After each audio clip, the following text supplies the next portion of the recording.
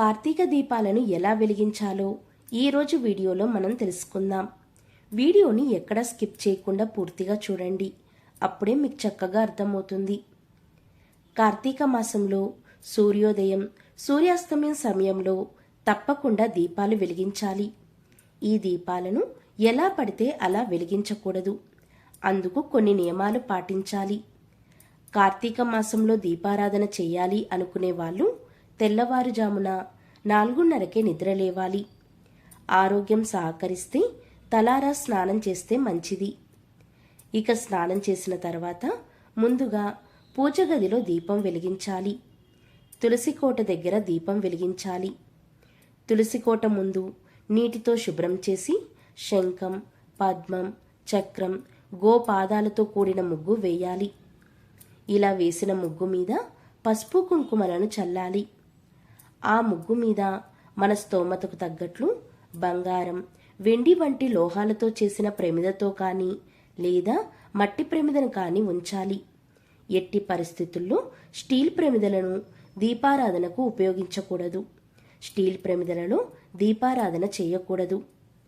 ప్రమిదను నేరుగా ముగ్గు మీద ఉంచకూడదు. రావి, తమలపాకు వంటి ఆకులను కానీ మరో ప్రమిదను కానీ ఉంచి దాని మీద దీపాన్ని ఉంచాలి. దీపాన్ని వెలిగించేందుకు ఆవు నెయ్యి ఉత్తమం. కుదరని పక్షంలో నువ్వుల నూనెతో వెలిగించాలి. ఎట్టి పరిస్థితుల్లో వేరుశనగ నూనెతో దీపాన్ని వెలిగించకూడదు. దీపాన్ని నేరుగా అగ్గిపుల్లతో వెలిగించకూడదు. ఏకహారతితో కానీ లేదా మండుతున్న అగరబత్తితో కానీ వెలిగించాలి.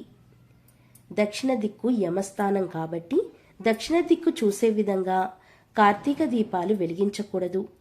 దీపం వెలిగించాక దీపాన్ని లక్ష్మీదేవిగా భావించి దీపలక్ష్మి నమోస్తుతే అంటూ నమస్కరించాలి. ఆ తర్వాత దీపపు ప్రమిదకు పసుపు, కుంకుమను, గంధాన్ని సమర్పించి అక్షింతలు చల్లి పూలతో అలంకరించాలి. ఉదయం పూట దీపారాధనను నక్షత్రాలు కనిపిస్తున్నప్పుడే ముగించాలి. ఈ దీపారాధన ముగించాక కృతికా నక్షత్రాలకు నమస్కరించుకోవాలి. తెల్లవారుతుండగా చంద్రుడితో పాటుగా తూర్పు దిక్కున కనిపించే 6 నక్షత్రాలే కృత్తికా నక్షత్రాలు. అగ్నిస్వరూపాలైన ఈ నక్షత్రాలకు ప్రతీకగానే మనం కార్తీక దీపాలను వెలిగిస్తాం.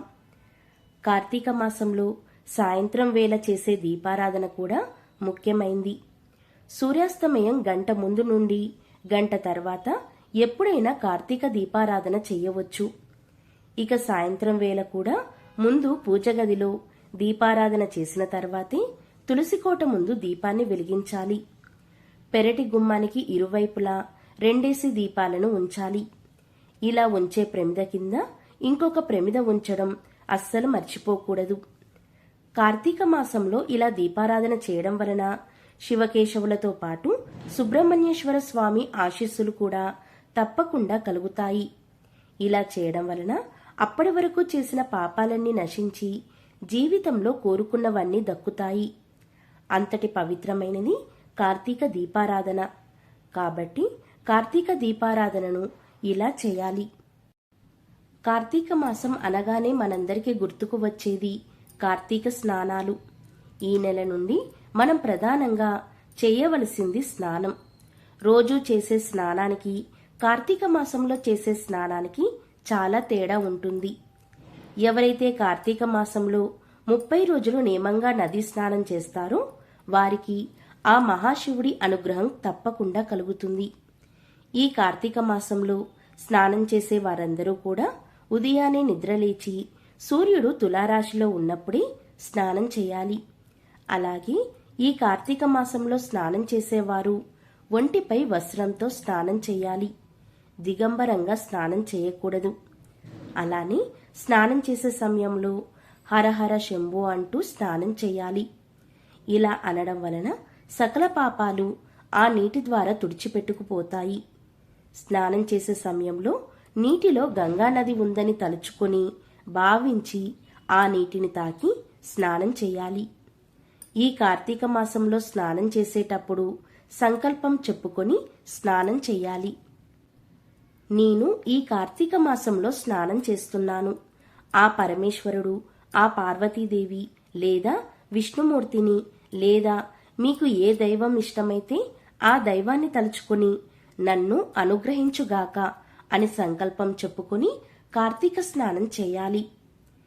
కార్తీక మాసంలో మనం స్నానం చేయడానికి ఉపయోగపడేవి నదులు, చెరువులు, కాలువలు, బావులు ఇవేవీ లేకుంటే ఇంట్లో ఉండే నీటితో స్నానం చేయాలి. ఈ కార్తీక మాసంలో వెన్నెల ఎక్కువగా ఉంటుంది. ఇలా వెన్నెలతో ఉన్నటువంటి నీటితో స్నానం చేస్తే చాలా మంచిది. ఇలా వీలు లేని వారు రాత్రి సమయంలో బకెట్లో నీళ్లు నింపి దానిని వెన్నెలలో పెట్టి పొద్దున్నే ఆ బకెట్లోని నీటితో స్నానం చేయాలి. ఇలా చేస్తే నది స్నానం చేసిన ఫలితం మీకు కలుగుతుంది. ఈ కార్తీక మాసం మొత్తం వెన్నెలలో అమృతం నిండి ఉంటుంది. ఈ అమృతాన్ని నీరు మాత్రమే గ్రహిస్తుంది. కాబట్టి ఈ కార్తీక మాసంలో వీలైనంత వరకు నదులలో, కాలువలలో, చెరువులలో స్నానం చేయడం చాలా శ్రేష్టం. ఈ కార్తీక మాసంలో స్నానం చేసే సమయంలో గంగే చ యమునే చైవ గోదావరి సరస్వతి నర్మదే సింధు కావేరి జలేస్మే సన్నిధిం కురు అని ఈ శ్లోకాన్ని చదివి స్నానం చేస్తే అన్ని పుణ్య నదులలో స్నానం చేసిన ఫలితం ఉంటుంది.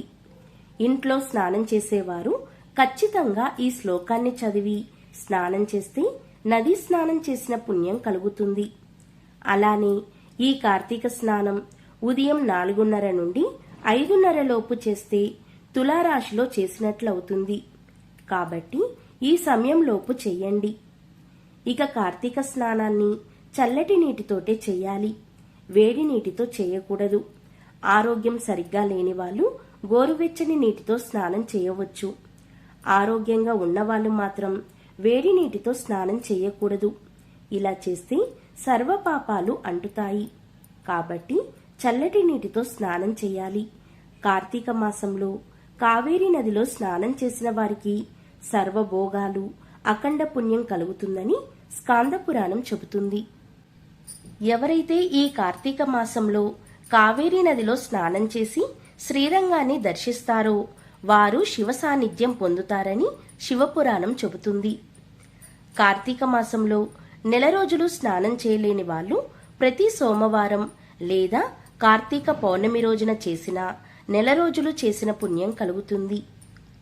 ఇక కార్తీక మాసం మొదటి రోజు, పాడ్యమి రోజు, కార్తీక సోమవారాలు, పౌర్ణమి, అమావాస్య రోజు కార్తీక స్నానాలు చేస్తే ఇంకా మంచిది. ఇలాంటి ముఖ్యమైన రోజుల్లో కార్తీక స్నానాలు చేస్తే నెలంతా కార్తీక స్నానం చేసిన ఫలితం మీకు కలుగుతుంది. అంటే కార్తీక మాసంలో 30 రోజులు స్నానం చేయలేని వాళ్ళు కార్తీక శుద్ధ పాడ్యమి, కార్తీక పౌర్ణమి రోజు, కార్తీక అమావాస్య రోజు చేస్తే నెలంతా చేసిన పుణ్యం వస్తుంది. అసలు ఏ రోజు కార్తీక మాసంలో స్నానం చేయడం కుదరదు, చేయలేను అనుకునే వాళ్ళు ప్రతిరోజు కార్తీక పురాణం విన్నా వారి సమస్త దోషాలు తొలగి పుణ్యం వస్తుందని మన పురాణాలు చెబుతున్నాయి. ఇవేమీ చేయలేము అనుకునే వాళ్ళు ఒక్క సోమవారం రోజు స్నానం చేసినా నెల రోజులు స్నానం చేసిన ఫలితం కలుగుతుంది. కాబట్టి కార్తీక మాసంలో మీ వీలును బట్టి ఇలా స్నానం చేయడం లేదా కార్తీక పురాణం వినడం వలన కోటి జన్మల పుణ్యాన్ని పొందండి. ఈ కార్తీక మాసంలో భక్తి శ్రద్ధలతో శివకేశవులను పూజించి జన్మ జన్మల పాపాలు తొలగించుకొని పుణ్యాన్ని పొందండి.